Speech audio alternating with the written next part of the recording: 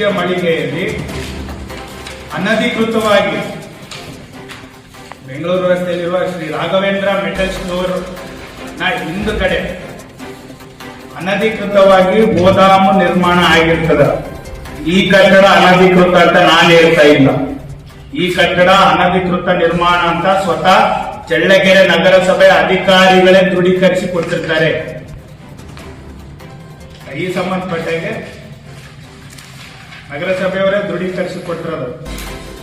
ನೀವು ಕೋರಿರುವ ಮಾಹಿತಿಯು ಚಳ್ಳಕೆರೆ ನಗರಸಭೆಯಿಂದ ಯಾವುದೇ ನಿರ್ಮಾಣ ಅನುಮತಿ ಪತ್ರ ನೀಡಿರುವುದಿಲ್ಲ. ಈ ಕುರಿತು ನಿವೇಶನದ ಮಾಲೀಕರಾದ ತಾಲೂಕು ಪಂಚಾಯತ್ ಚಳ್ಳಕೆರೆ ಈ ಕಚೇರಿಗೆ ಯಾವುದೇ ದಾಖಲೆಗಳನ್ನು ಸಲ್ಲಿಸಿಕೊಂಡಿರುವುದಿಲ್ಲ ಎಂದು ಅಧಿಕೃತವಾಗಿ ಅವರೇ ನಗರಸಭೆ ಅಧಿಕಾರಿಗಳೇ ಮಾಹಿತಿ ನೀಡಿರುತ್ತಾರೆ. ಎರಡನೇದು ಬಂದ್ಬಿಟ್ಟು ಆ ಕಟ್ಟಡಕ್ಕೆ ನಾವು ಪರಿಶೀಲನೆಗೆ ತೆರಳಿದಾಗ ಆ ಕಟ್ಟಡದ ಮೇಲೆ 2018-19 ಚಳ್ಳಕೆರೆ ತಾಲೂಕು ಪಂಚಾಯತ್ ಅನಿರ್ಬಂಧಿತ ಅನುದಾನದಡಿಯಲ್ಲಿ ಚಳ್ಳಕೆರೆ ಬೆಂಗಳೂರು ರಸ್ತೆಯಲ್ಲಿರುವ ರಾಘವೇಂದ್ರ ಮೆಟಲ್ ಸ್ಟೋರ್ ಹಿಂಭಾಗದಲ್ಲಿ 58x38 ವಿಸ್ತೀರ್ಣದ ಗೋದಾಮು ನಿರ್ಮಾಣ ಅಂತಂದು ಕರ್ನಾಟಕ ಸರ್ಕಾರ ಅಂತ ಬರೆದು ಬೋರ್ಡ್ ಬರೆದಿರ್ತಾರೆ.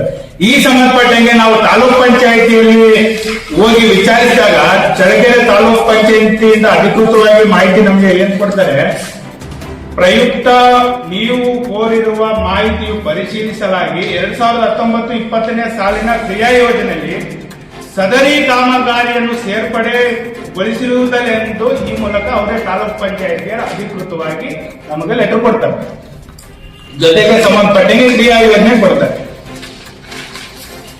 ಕ್ರಿಯಾ ಯೋಜನೆಯಲ್ಲಿ ಕೂಡ ಕ್ಲಿಯರ್ ಕಟ್ ಆಗಿದೆ. ಯಾವುದೇ ರೀತಿಯ ಅನುದಾನವನ್ನು ಈ ಗೋದಾಮು ನಿರ್ಮಾಣಕ್ಕೆ ಅವಕಾಶ ಮಾಡಿಕೊಟ್ಟಿದ್ದಲ್ಲ.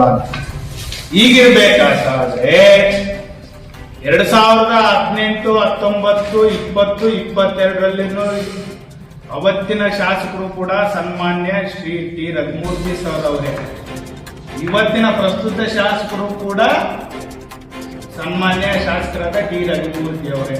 ಹಾಗಾದ್ರೆ ತಾವು ಹೇಳ್ತಿರಲ್ಲ ಸ್ವಾಮಿ, 13 ವರ್ಷದಲ್ಲಿ ನನ್ನ ಆಡಳಿತದಲ್ಲಿ ಒಂದೇ ಒಂದು ಕಪ್ಪು ಚುಕ್ಕಿ ಇದ್ದಿದ್ದಂಗೆ ನಾನು ಆಡಳಿತ ನಿಂತಿದ್ದೀನಿ. ನಾನು ಚಳ್ಳಕೆರೆಯಲ್ಲಿ ಭ್ರಷ್ಟಾಚಾರ ರಹಿತವಾಗಿ ನಾನು ರಾಜಕಾರಣ ಮಾಡಿದ್ದೀನಿ. ಸ್ವಾಮಿ, ನಾವು ನಿಮ್ಮ ನಾಯಕತ್ವವನ್ನು ಒಪ್ಕೊಂಡಿದ್ದೀವಿ, ನಾವು ನಿಮ್ಮ ಅಭಿವೃದ್ಧಿಯನ್ನು ಒಪ್ಕೊಂಡಿದ್ದೀವಿ. ಆದರೆ ನೀವೇ ತಂದ ಅಧಿಕಾರಿಗಳು ನಡೆಸಿರತಕ್ಕಂಥ